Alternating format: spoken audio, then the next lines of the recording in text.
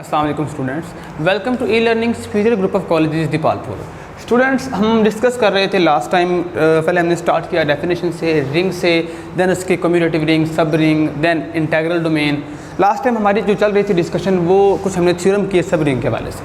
तो अब हमारे पास एक डेफिनेशन है जो है रिंग होमोमॉर्फिज्म। जिस तरह आपने ग्रुप थ्योरी के अंदर पहले ग्रुप पढ़ा, फिर सब ग्रुप, फिर centre of a group, then आपने होमोमॉर्फिज्म पढ़ा, अब वही पैटर्न आप यहाँ पे फॉलो करेंगे।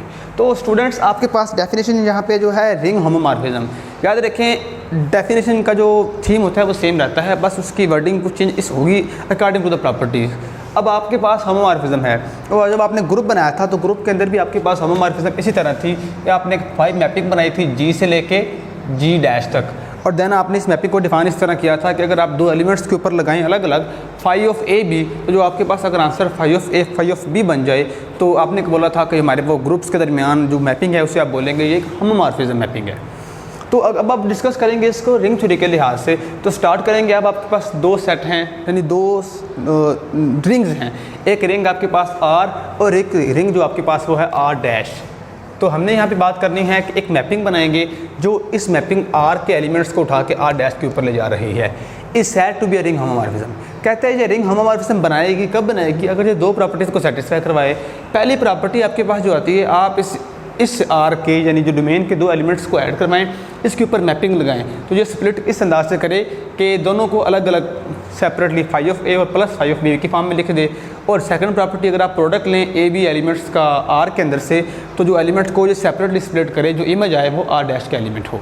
अगर इस तरह कोई मैपिंग कर दे तो उस मैपिंग को आप क्या बोलेंगे कि होमोमॉर्फिज्म है दो रिंग्स के दरमियान। तो दोबारा डेफिनेशन रिकॉल करते हैं, आपके पास दो रिंग्स हों, उनके दरमियान होमोमॉर्फिज्म कब होगा? अगर ये दो प्रॉपर्टीज़ होल्ड करें। तो एग्जांपल क्लियर करने के लिए आपने देखना है सेट ऑफ कॉम्प्लेक्स नंबर्स। तो एक आपके पास ये है, एक रिंग है, एक अनदर आपने रिंग बनाई वो ये वाली मॉडुलस, यानी जिसमें आप हर एलिमेंट का कॉन्जुगेट लेते हैं। तो अब आप मैपिंग बनाएंगे सेट ऑफ कॉम्प्लेक्स नंबर से लेके रिंग ऑफ कॉम्प्लेक्स नंबर से रिंग ऑफ कॉम्प्लेक्स नंबर या कॉन्जुगेट कॉम्प्लेक्स नंबर्स। तो स्टूडेंट्स, एक बात तो तय है कि जब भी आप जी के किसी एलिमेंट का इमेज लेंगे, जो आंसर आपके पास आएगा वो और कुछ नहीं बल्कि वो जी का कॉन्जुगेट होगा। यानी अब आप किसी भी जी एलिमेंट के ऊपर जब इमेज लेंगे, आने वाला आंसर आपके पास उसी नंबर का क्या होगा? कॉन्जुगेट। क्योंकि यहाँ पे भी कॉम्प्लेक्स नंबर्स हैं, यहाँ पे भी कॉम्प्लेक्स नंबर्स हैं। फ़र्क यहाँ पे क्या है? ये कॉन्जुगेट ऑफ कॉम्प्लेक्स नंबर है। तो अब आपके पास पहली प्रॉपर्टी क्या है? आप कोई दो कॉम्प्लेक्स नंबर को ऐड करें, उनके ऊपर इमेज लें। तो अब आपने जी1 प्लस जी2 लिया, प्रॉपर्टी आपको क्या कहती है कि उस नंबर के ऊपर क्या आ जाएगा? कॉन्जुगेट। अब आपके पास प्रॉपर्टी है दो नंबर्स के कॉन्जुगेट के ऐड होने की। एडिशन की प्रॉपर्टी क्या कहती है? आप उन्हें सेपरेटली स्प्लिट कर सकते हैं। अगर इस तरह लिख सकते हैं तो जी1 को आप क्या बोलेंगे? फाई ऑफ जी1, और जी2 को आप क्या बोलेंगे? Phi of G two. इसी तरह प्रोडक्ट के ऊपर जब आप लगाएंगे जी1 जी2 तो उसके ऊपर कॉन्जुगेट आ जाएगा। तो प्रोडक्ट के ऊपर जो कॉन्जुगेट की प्रॉपर्टी सेपरेट कर देंगे उनको, तो जी1 का इमेज और जी2 का इमेज, तो आपके पास दोनों प्रॉपर्टीज़ होल्ड कर रही हैं। इसका मतलब है जो सेट ऑफ कॉम्प्लेक्स नंबर से set of conjugate complex number जो मैपिंग है आपके पास पाई है, ये एक होमोमॉर्फिज्म मैपिंग है। तो इस तरह की मैपिंग को आप क्या बोलेंगे? ये एक रिंग होमोमॉर्फिज्म है। तो स्टूडेंट्स, अब आपके पास जिस तरह हमने वहाँ पे होमोमॉर्फिज्म पढ़ा था, देन आपने टाइप पढ़ी थी, ऑन टू होमोमॉर्फिज्म हो तो क्या होता है? 1-1 होमोमॉर्फिज्म हो, देन दोनों इकट्ठे हो जाएं तो ग्रुप जी से जी इटसेल्फ मैपिंग हो जाए। अब आगे आपके पास फर्दर क्लासिफिकेशन है। तो जो मोस्ट इंपॉर्टेंट होमोमॉर्फिज्म है वो है आपके पास आइसोमॉर्फिज्म। आइसोमॉर्फिज्म में आपके पास क्या होता है? ना सिर्फ होमोमॉर्फिज्म हो बल्कि वो बाइजेक्टिव हो। तो क्राइटेरिया आपके पास वही है, फाई एक मैपिंग है आर से लेके आर डैश तक। अगर ये आइसोमॉर्फिज्म कब होगी? अगर ये बाइजेक्टिव हो। आप जानते हैं बाइजेक्टिव में आपके पास दो बातें होती हैं, एक होता है 1-1 और एक होता है ऑन टू। तो इस तरह की मैपिंग को आप क्या बोलेंगे? ये आपके पास आइसोमॉर्फिज्म है। दोबारा सुने, आइसोमॉर्फिज्म आपके पास कोई भी दो रिंग्स आइसोमॉर्फिक कब होती हैं? अगर वो आपस में 1-1 और ऑन टू मैपिंग उनके दरमियान हो जाए, हम क्या कहेंगे? हमारी वो वाली मैपिंग एक आइसोमॉर्फिक मैपिंग है, बाइजेक्टिव मैपिंग है। होमोमॉर्फिज्म वो ऑलरेडी है, तो ऐसी होमोमॉर्फिज्म को आप क्या बोलेंगे? आइसोमॉर्फिज्म। इसको आइसोमरिज्म ही बोल लेते हैं। देन आपके पास एक डेफिनेशन आती है कर्नल फाई। स्टूडेंट्स, आप जानते हैं, आपने ये डिस्कशन पहले की थी, अगर आपके पास इस तरह कोई मैपिंग हो जी से लेकर जी डैश तक, तो कर्नल फाई में कौन से एलिमेंट आते हैं? आप किसी भी एलिमेंट का इमेज लें, जी के एलिमेंट्स का, जो आंसर आए वो आए आइडेंटिटी। ये आइडेंटिटी किसकी हो? आपके पास जी डैश की। ये आपने ग्रुप थ्योरी के अंदर पढ़ा था। तो यहाँ पर भी वही बात है, यानी आप आर के एलिमेंट्स के ऊपर इमेज लें, आर के तमाम एलिमेंट्स के ऊपर अगर आप इमेज लें अगर आपके पास इमेज लेने से जो आंसर आए वो एक आइडेंटिटी आए और आइडेंटिटी किस टाइप की हो, ये दूसरे आर डैश की हो, तो ऐसे तमाम एलिमेंट आपके पास कर्नल फाई के अंदर आ जाएंगे। तो थ्योरम आपके पास एक बड़ा इंपॉर्टेंट थ्योरम है।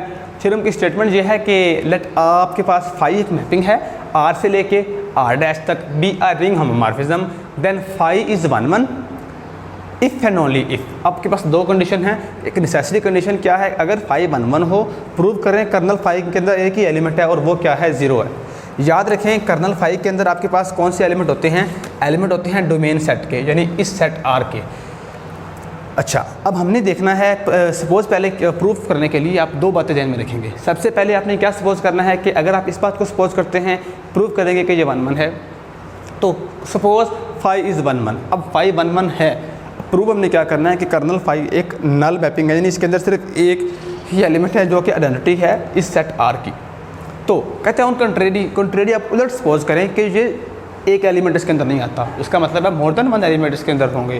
तो कहता है there exist a non zero element, अगर जीरो नहीं तो कोई एलिमेंट आर्बिट्रेरी आप एलिमेंट ले लें। आपने कहा इसके अंदर एक एलिमेंट मेरा आर आता है। अब आप जानते हैं कोई भी एलिमेंट कर्नल के अंदर अगर आता है, इसका मतलब क्या है, जब भी आप उसका इमेज लेंगे आंसर आएगा आइडेंटिटी अगले सेट अगले रिंग की, तो ये 0 डैश आ गया। जबकि हम जानते हैं कर्नल हमेशा नॉन एम्प्टी होता है। नॉन एम्प्टी होने का मतलब क्या है कि 0 इसके अंदर हमेशा होता है, क्योंकि 0 का इमेज यानी आइडेंटिटी का इमेज हमेशा आइडेंटिटी ही होता है। तो 0 का इमेज आपके पास 0 आ जाएगा। अब इसका इमेज भी 0 डैश है, यानी ये भी आइडेंटिटी ये भी आइडेंटिटी, यानी दोनों की आपके पास राइट साइड मैच कर रही है। तो इसका मतलब क्या है कि फाई ऑफ आर को आप कंपेयर करेंगे फाई ऑफ 0 से। तो इसका मतलब क्या हुआ कि phi of R is equal to phi of 0। इसका मतलब क्या हुआ कि आर इज इक्वल टू 0। हमने क्या बोला था, आर एक नॉन जीरो एलिमेंट है। अगर आर आपके पास एक नॉन जीरो एलिमेंट है तो इसका मतलब क्या हुआ कि जब इमेजेस बराबर रखे एलिमेंट्स भी बराबर आ गए तो फाई इज़ 1 1, यानी हमारी रिक्वायरमेंट यहाँ से पूरी होगी। हमने क्या बोला कि सपोज़ हमने ये वहाँ पे बात की थी, सपोजिशन ली थी कि आपके पास kernel phi non zero element है, तो प्रूफ हमने क्या कर दिया कि फाई इज़ 1 1, यानी हमने ऑन कंट्रेरी सपोज किया था कि आपके पास ये नॉन जीरो एलिमेंट है, जबकि हमारे पास एंड पे रिजल्ट क्या आया कि ये एक जीरो एलिमेंट ही है। अब कन्वर्सली हम क्या सपोज करेंगे, अब हम ये सपोज करेंगे कि आपके पास जो इस अगर फाई आपके पास कर्नल फाई जीरो एलिमेंट है। अब हमने सपोज प्रूफ ये करना है कि आपकी जो मैपिंग है ये 1 1 मैपिंग है। तो 1 1 मैपिंग के लिए अब आपने कन्वर्सली क्या लिखना है, कन्वर्सली सपोज आपके पास कर्नल फाई इस में सिर्फ एक एलिमेंट है। अब आपने प्रूव क्या करना है कि आपकी मैपिंग जो है फाई एक 1 1 मैपिंग है, ये आपकी रिक्वायरमेंट है, फाई इज़ 1 1। अब इस रिक्वायरमेंट को पूरा करने के लिए अब आप जानते हैं आपने फाई को प्रूव करना है 1 1, तो किसी भी मैपिंग को आपने 1 1 प्रूव करना हो, आपके पास क्या क्राइटेरिया होता है, आप कोई दो एलिमेंट लेते हैं, आप बोलें कि R1 और R2 हमारे पास कोई सेट के एलिमेंट हैं।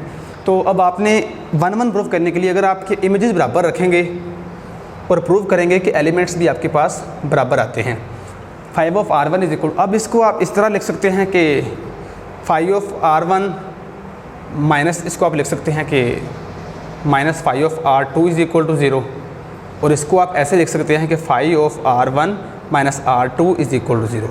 ऐसा हमने इस बेस पे किया है क्योंकि ये एक होमोमॉर्फिज्म था, और जहाँ पे हमें क्या मिल रहा है, R1 माइनस R2 भी एक एलिमेंट होगा, और अगर किसी एलिमेंट का इमेज 0 आ जाए, इस बात का मतलब ये होता है कि वो एलिमेंट आपके पास कर्नल को फाई को बिलोंग कर जाता है, क्योंकि कर्नल फाई को अगर कोई एलिमेंट बिलोंग कर जाए, यही इस बात का मतलब है कि अगर किसी एलिमेंट का इमेज 0 या आइडेंटिटी आ जाए, इसका मतलब होता है वो एलिमेंट कर्नल फाई को बिलोंग कर जाएगा। तो यहाँ से हमें फिर क्या रिलेशन मिलेगा, और हम जानते हैं यानी ये हमें गिवन है, हमें गिवन क्या है कि कर्नल फाई में सिर्फ एक एलिमेंट है जो आपके पास क्या है 0। तो उसका मतलब क्या हुआ कि R1 माइनस R2 इन दोनों का डिफरेंस आपके पास 0 ही होगा। तो यहाँ से हमें क्या मिलेगा कि R1 is equal to R2, और यही हमने प्रूव करना था। यहाँ से हमें फिर क्या मिलेगा कि फाई इज़ 1 1। तो स्टूडेंट थ्योरम को ज़रा रिकॉल करते हैं। आपके पास थ्योरम में दो कंडीशन थी। सबसे पहले कंडीशन आपके पास थी कि अगर आपके पास कर्नल फाई में सपोज हमने किया फाई 1 1 है, तो प्रूव करना था कि कर्नल फाई में एलिमेंट 0 है। ये हमने प्रूव कर लिया कंट्रेरी सपोजिशन लेके। और देन आपने क्या करना है, कर्नल फाई अगर 0 है तो प्रूव करना है कि फाई 1 1 है। तो उसके लिए आपने कोई दो आर्बिट्रेरी एलिमेंट लिए हैं, R1 और R2, और जहाँ से हमें इमेज बराबर लिए तो एंड पे क्या मिला, प्री इमेज, यानी एलिमेंट भी बराबर मिल गए। इसका मतलब क्या हुआ कि फाई आपके पास एक 1 1 मैपिंग है।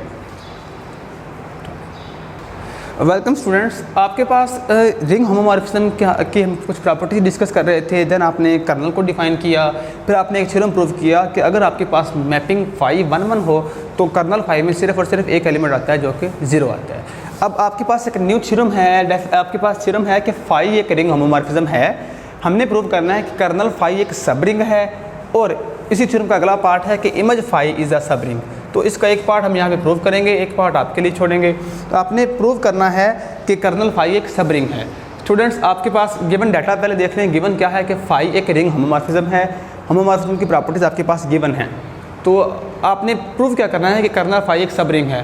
पहले ज़रा कर्नल फाई की कुछ सब रिंग की प्रॉपर्टीज डिस्कस कर लेते हैं कि कोई भी आपके पास आर अगर रिंग हो, एस सब रिंग कब बनेगा? अगर आप कोई दो एलिमेंट को इस तरह माइनस में लें, इस तरह करें, आपके पास अगर आंसर उसी सेट का एलिमेंट आ जाए।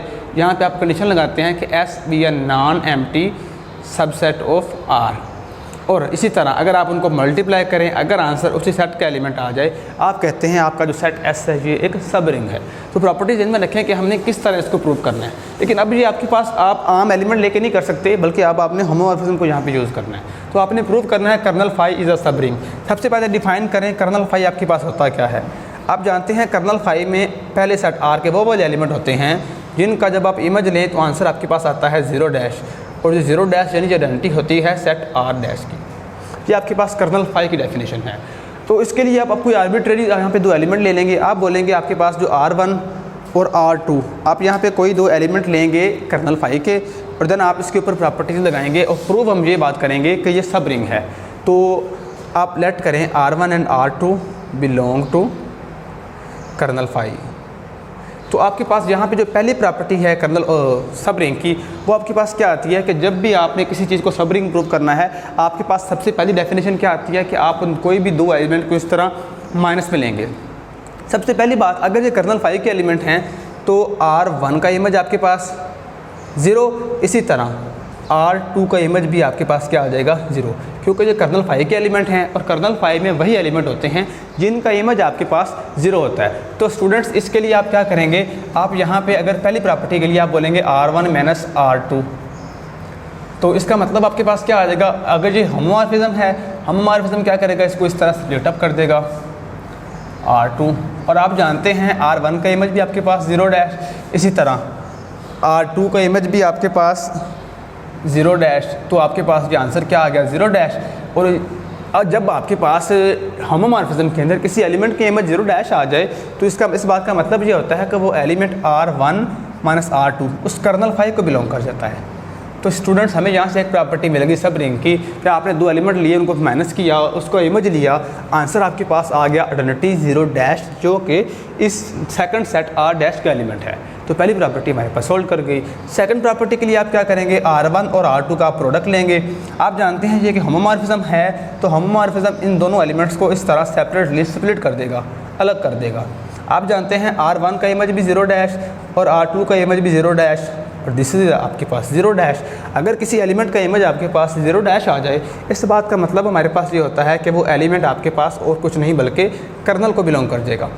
तो हमारे पास दोनों प्रॉपर्टी सेटिस्फाई हो रही हैं। पहली प्रॉपर्टी एलिमेंट्स के डिफरेंस के लिए, और सेकंड प्रॉपर्टी आपके पास एलिमेंट के प्रोडक्ट के लिए। तो इस बात का मतलब क्या हुआ कि अगर आपके पास जो होमोमॉर्फिज्म वो रिंग ऑलरेडी थी, हमने उसके कर्नल फाई के कुछ एलिमेंट्स लिए, उनको हमने उनके ऊपर दो प्रॉपर्टीज़ लगाई। अगर दोनों प्रॉपर्टीज़ हमारे पास होल्ड कर रही हैं और ये हमने प्रूव कर दिया कि वो दोनों होल्ड करती हैं, तो इस बात का मतलब क्या हुआ, आपका जो सेट था नॉन एम्प्टी कर्नल फाई, ये एक आपके पास सब रिंग बन गया। यही आपकी थ्योरम की रिक्वायरमेंट थी। आपने प्रूव करना था कि जो कर्नल फाई होता है ये एक सब रिंग होता है। तो आपने इसकी रिक्वायरमेंट्स को पूरा कर दिया है। इसी तरह आपके पास इसी थ्योरम का सेकंड पार्ट है कि इमेज फाई इज़ अ सब रिंग। इमेज फाई से क्या मुराद होता है कि इमेज से मुराद ये वाले एलिमेंट्स इसके अंदर होंगे। इसी तरह आपने प्रूव करने हैं कि ये भी आपके पास एक सब रिंग है। तो मेरा ख्याल है सब रिंग को प्रूव करना it is not a difficult task. आप इसी तरह दो एलिमेंट्स का सब्ट्रैक्शन लेंगे और देन आप प्रोडक्ट लेंगे और आप प्रूव करेंगे। अगर उसी इमेज सेट का ही एलिमेंट आता है तो आप क्या बोलेंगे कि इमेज फाई इज़ अ सब ring. Thank you very much.